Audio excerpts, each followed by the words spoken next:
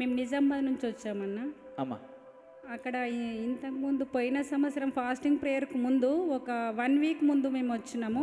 Okay. ఒక క్యాన్సర్తో బాధపడుతున్న అమ్మాయి, ఆమెను తీసుకొని వచ్చిన నేను. ఆమెకు భర్త పిల్లలు అంటే ఎవరు లేరు, ఒంటరిగా ఉండేది.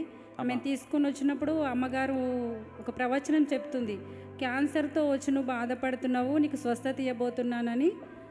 అప్పుడు ప్రవచనం పలికినప్పుడు నేను కూడా ప్రార్థన చేసిన, మరి ఆమెకు స్వస్థత ఇవ్వండి అయ్యా అని ప్రార్థన చేసినప్పుడు ఆమెకు స్వస్థత దొరికింది.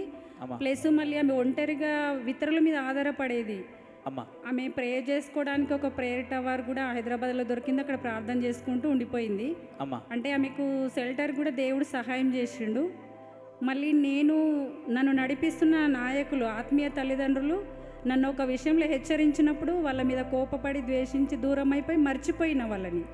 ఎందుకంటే నేను మరణకరమైన పరిస్థితిలో ఉన్నప్పుడు వాళ్ళే నాకు అన్ని రకాలుగా ఆత్మపరంగా బాహ్యపరంగా ఎలా బ్రతకాలి, ఏం చేయాలనేది అన్ని రకాలుగా ప్రయాసపడి కష్టపడి వాళ్ళు అన్ని రకాలుగా నాకు బుద్ధి నేర్పి ప్రతి విషయంలో నన్ను ఎదిగింపజేసిండ్రు. అంటే ఏది లేదు అని లోటు లేకుండా దేవుడు ఆమె ప్రార్థన ప్రయాసం అన్ని రకాలుగా దేవుడు ఆమె పడిన ప్రయాసం ద్వారా నన్ను స్థిరపరిచి బలపరిచి ఆశీర్వదించిండు. అయితే నేను ఇక్కడికి వచ్చినప్పుడు మమ్మీ చెప్తుంది వాక్యము, అయితే నువ్వు కృతజ్ఞత లేని దానివి, నీకు సహాయం చేసిన వాళ్ళని మర్చిపోయినావు అని, కృతజ్ఞత లేని వాళ్ళకు దేవుడు సహాయం చేయడు అని చెప్పినప్పుడు అప్పుడు నేను దేవునికి క్షమాపణ అడిగిన. నన్ను ఇంతగా మరణకరమైన స్థితిలో పాపంలో పడి ఉన్న నా ఆత్మీయ తల్లిదండ్రులు నన్ను ఆదరించి ఓదార్చి ప్రతి విషయంలో ఎదిగింపజేసి ఆత్మపరంగా కానీ బాహ్యపరంగా ఎలా బ్రతకాలా, నేను నా పిల్లలు నా కుటుంబం ఎలా ఉండాలో భూమి మీద అనేది మొత్తం నేర్పించిన ఆ తల్లిదండ్రులు మర్చిపోయినా అని క్షమాపణ అడిగిన. అప్పుడు దేవుడు ఇంకా బహుగా ఆశీర్వదించిండు. Praise the lord. దేవునికి మహిమ కలుగును గాక. ఇక్కడికి వచ్చినప్పుడు నేను చాలా ఆశీర్వాదాలు పొందుకున్నా. ప్రతి ఆదివారము 2 వారాలకు ఒకసారి వచ్చినా ప్రతి సోమవారం ఒక ఆశీర్వాదం పొందుకున్నా. ఆమేన్. దేవుడి నామానికి మహిమ కలుగును గాక. చాలా సంతోషం. నేను 50 రోజుల ఉపవాసాల ప్రార్థనలలో పాల్గొనాలని ఎంతో ఆశతో వచ్చిన.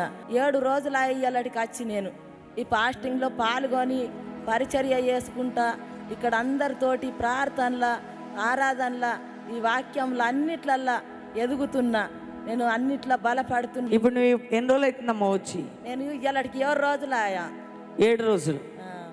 ఇప్పుడు మంచిగా అనిపిస్తుంది ఇక్కడ? మరి మంచిగా అనిపిస్తుంది. ఎవరన్నా నేను ఇక్కడ ఇబ్బంది పెడుతున్నారా? ఎవరు ఇబ్బంది లేదు మమ్మీ, అంత మంచిగా ఉన్నది మమ్మీ. అందరు బాగా చూసుకుంటున్నారా? అందరు బాగా చూసుకుంటారు. అన్ని బాగున్నాయి ఇక్కడ? అన్ని బాగున్నాయి. బాగా ప్రార్థనలు అవుతున్నాయా? ప్రార్థనలు ఆరాధనలు వాక్యంలు అన్నిట్లో ఎంతో ఇట్లా నిండుగా అనిపిస్తుంది. నిండుగా అనిపిస్తున్నది మమ్మీ. ఇక్కడ ఎంతో బలపడ్డట్టు అనిపిస్తుంది.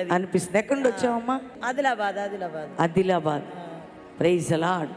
దేవుడు నిన్ను ఆత్మతో నింపును గాక. గట్టిగా చప్పట్లు కొట్టాలా?